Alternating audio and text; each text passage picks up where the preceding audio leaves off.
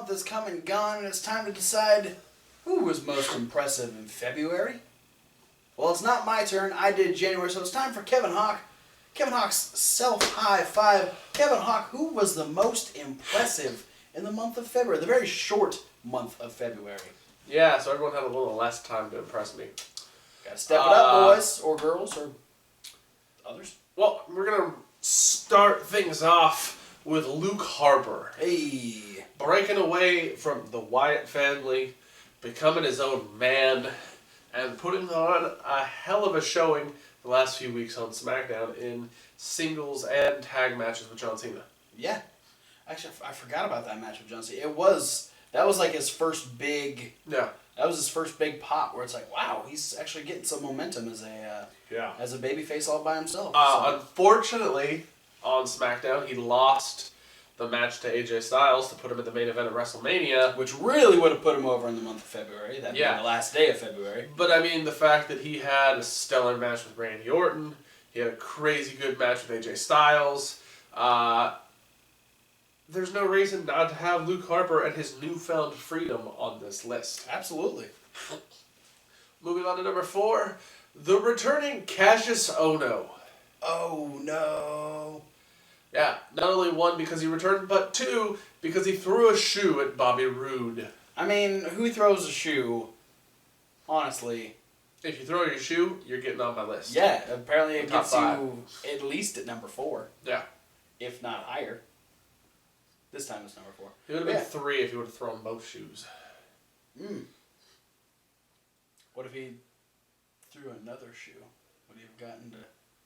If he would have like pulled one of the referee's shoes off and thrown it, he might get to 1. Alright, cool. But for now, he's at number 4. Yeah. I mean, you use your own shoes, that's kind of to be expected if they fall off. But if you go out of your way to pull a shoe off of somebody else and then throw it at your opponent, you're going up in the world. It was one of those moments that should have been like embarrassing. Like I didn't even notice that his shoe fell off until he picked it up and threw it at Bobby Roode. Yeah. So he poked fun at himself and he got to throw a shoe at Bobby Roode. So why the hell not? Number 3. That's this many. Samoa Joe. Hey. For being on the main roster, and as far as I can recall, through the entire month of February, he didn't injure anyone. True. Not to mention having a couple cool matches. Yeah, the match with Cesaro was pretty good.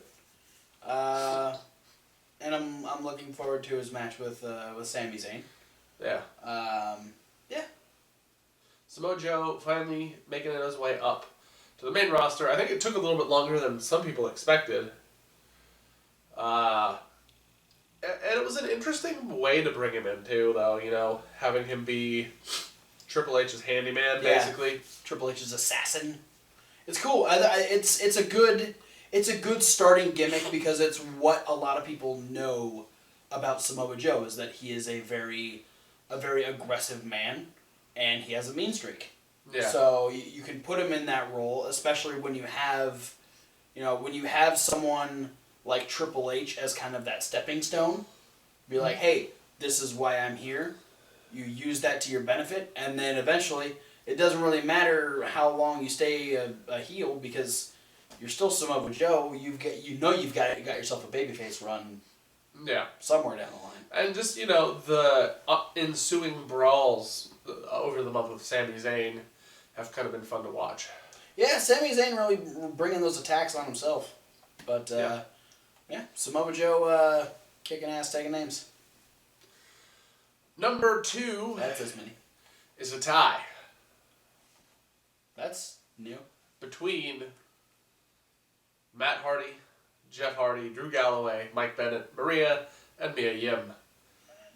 For getting the hell out of Dodge. Making a smart move. Finding the lifeboat. All right, I see what you did here. You know, I can't disagree with you. I mean, we've been watching the struggle that is TNA for like the last 2 years, where it's just like scratching and clawing to stay afloat. And, I give a lot of credit to people like Drew Galloway, who was not used very well in WWE and went over and became a top guy in TNA. I give a lot of credit to people like the Hardys, who took this ridiculous gimmick and are now two of the most popular people in the wrestling world. Yeah. I give props to people like Maria and Mia Yim, elevating themselves to another platform as women's wrestlers. Mike Bennett getting on regular television. These are all great moves. But I think, yeah, you're right. The best move they've made is like, this isn't quite working out well. Let's go somewhere else. Yeah. So, yeah.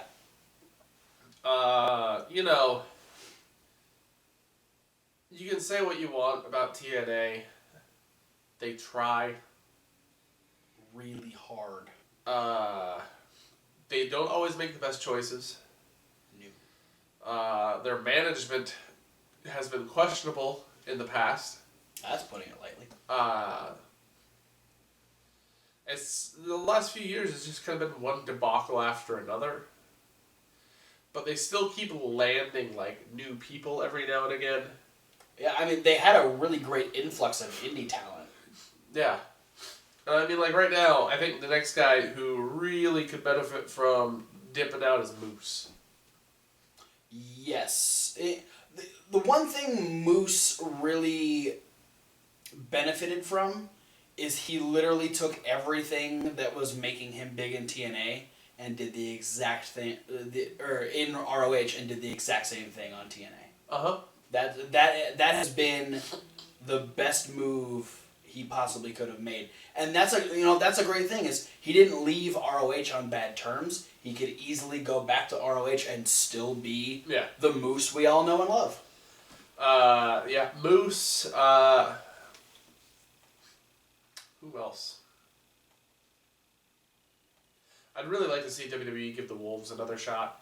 I would really like to see WWE actually hold on to James Storm. That'd be nice. But, I'm sure their times will come eventually. Mm-hmm. That being said, we have to move on to number 1. Wait! I'm going to talk about some honorable mentions first. That's true. That's what I'm going to do. Do it. First off, The Big Show. Or the Not So Big Show? The Not So Big Show. 385 pounds. Haven't been able to say that since... Well, on Raw this past week, he was billed at 383. That's right. He's actually... Yeah, he's 383. Braun is 385. Yeah. Probably the first time in 20 years he's not the heaviest or second heaviest guy on the WWE roster. Because, he bulked up from his fairly skinny size that he was in WCW for his WWF debut. And he wasn't even that big in WWF at first. Yeah. But then changed a lot. Yeah. And now, at 383, the fact that he is really taking this to heart, I've seen a bunch of interviews with him saying that, he knows he doesn't have very much longer to wrestle, because, being that big and having wrestled as long as he has, there's only so much more time. Yeah.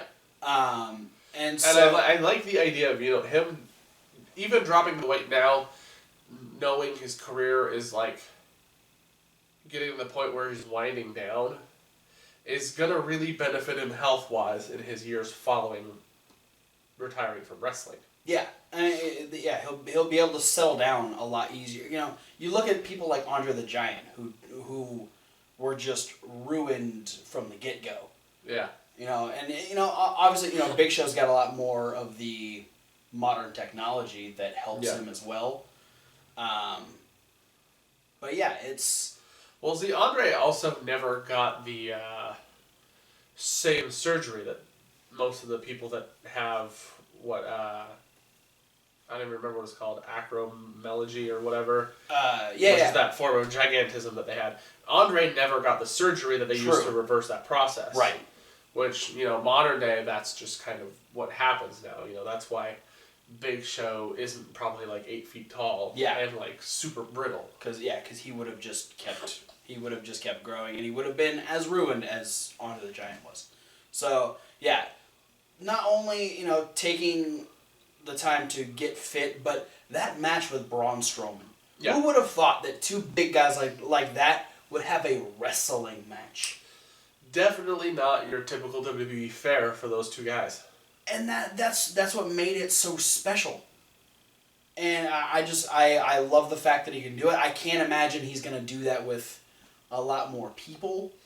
I would like to think that if it happens, him and Shaq could do something like that, but I'm not expecting that type of finesse out of Shaq. Yeah, well, I mean, and my big thing, too, is now that he's trimmed down so much, wrestling with people is going to look a lot less awkward and a lot less not believable. Yeah. Because, when Big Show's legitimately hovering around the 500-pound mark, I wouldn't believe someone would have the ability or effort to put a hold on the Big Show. Yeah. But now he actually looks almost normal. I mean, aside from the part that he's 7 feet tall. Yeah. It looks like somebody, could successfully, headlock or waist lock the Big Show now. Absolutely. Yeah, so Big Show definitely deserves an honorable mention on this list. But that's all I got. So, Kevin Hawk, who's number 1 for February? Bray Wyatt. Of course.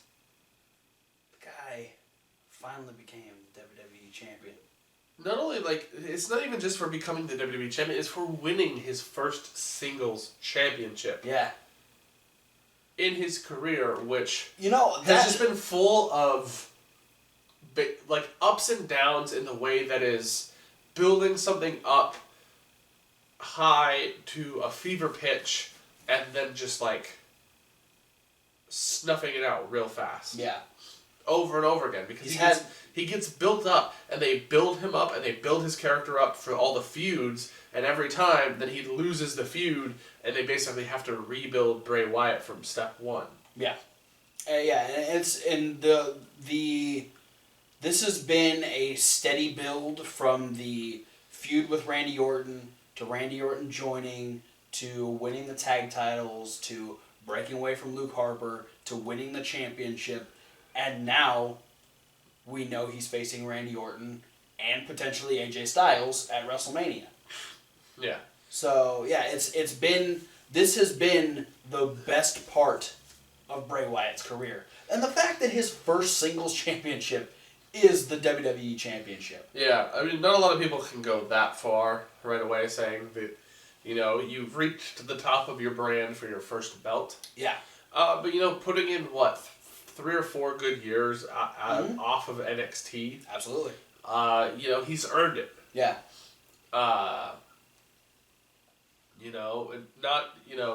If you can't go off of just his work ethic alone, then, just being put through the ringer so many times by WWE. Yeah. And still staying true to the character. Yeah. He's changed his look, but the character has never changed from what it was essentially.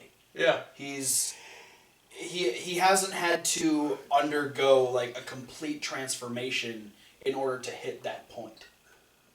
So which is nice. It's you don't get a lot of people feel like they have to change everything they do just to reach that point. And the fact that Bray Wyatt hasn't done that is extremely respectable.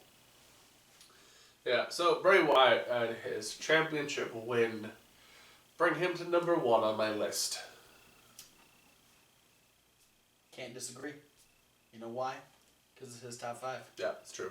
If you disagree, I'll punch you in the mouth. Well, we would like to know who else would have made your top 5. Who Yeah. is your top 5 for the month of February? Post down in the comments. But for now, thanks for watching, guys. Don't forget to like, comment, and subscribe. Click all the links. Check out the podcast. Stick around because up next we have our Fastlane predictions coming up. So You can find out who we think is going to win this Sunday at Fastlane. Let us know who you think is going to win this Sunday at Fastlane. Check out Reasonable Wrestling Fans. Reasonable to W. Like wrestling. For all of our extra content that's going to be coming out very, very soon. Much more after WrestleMania has come and gone. But for now, thanks for watching, guys. We'll see you at whatever video you decide to watch next. Fuck shoes.